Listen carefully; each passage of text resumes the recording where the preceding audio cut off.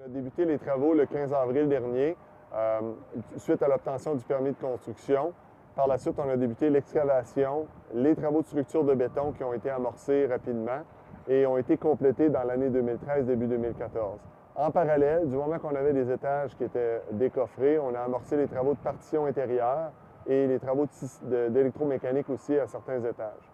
En parallèle, toujours, on a amorcé les travaux de fermeture de l'enveloppe extérieure, comme vous pouvez le voir sur les images que vous voyez avec les partitions, les cloisons, les murs rideaux qui sont débutés. C'est ce qu'on a accompli depuis un an présentement sur le chantier. Pour 2014, notre principal objectif, c'est de s'assurer de fermer l'enveloppe extérieure pour travailler au chaud pour l'hiver prochain et de permettre d'amorcer les travaux de finition intérieure sur tous les étages de la bâtisse. En parallèle, on veut s'assurer d'avoir les principaux travaux complétés à l'intérieur en 2014, de façon à nous garder uniquement la mise en service pour 2015.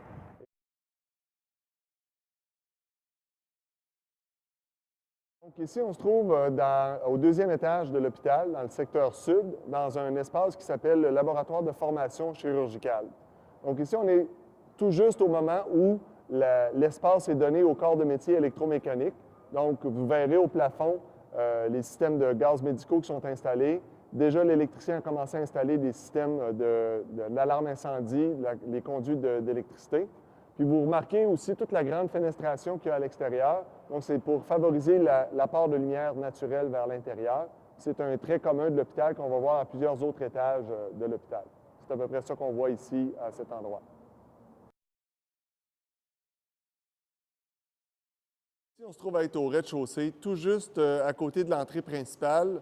Donc, on se trouve à être devant le principal shaft, excusez l'expression anglaise, électromécanique, qui permet à tous les conduits de ventilation de partir des salles mécaniques qui sont au sol, aller jusqu'au toit et de faire la distribution à chaque étage. De plus, juste derrière, on voit les conduits d'eau refroidie et d'eau chaude qui servent au chauffage et à la climatisation du bâtiment. Et au plafond, vous voyez toute l'infrastructure électrique et la distribution de plomberie. Donc, on se trouve à être à un endroit névralgique qui permet justement d'alimenter le reste de tout l'étage, que ce soit la salle électrique qui est derrière nous, les ascenseurs qui sont derrière nous et la réception principale et l'aire d'attente au rez-de-chaussée. Ici, on se trouve à être au sous-sol 2 de l'hôpital. On se trouve à être dans le secteur de la piscine thérapeutique. Donc, cette piscine thérapeutique a été coffrée en plusieurs morceaux pour justement avoir différents paliers d'eau pour les enfants qui devront avoir leurs soins de réadaptation. Et donc, dans ce secteur-ci, on a derrière nous les locaux des vestiaires qu'on est en train de compléter. Donc, vous voyez, les travaux sont en train de se faire. Donc, cet espace-ci est un espace vraiment de soins qui est en train d'être complété.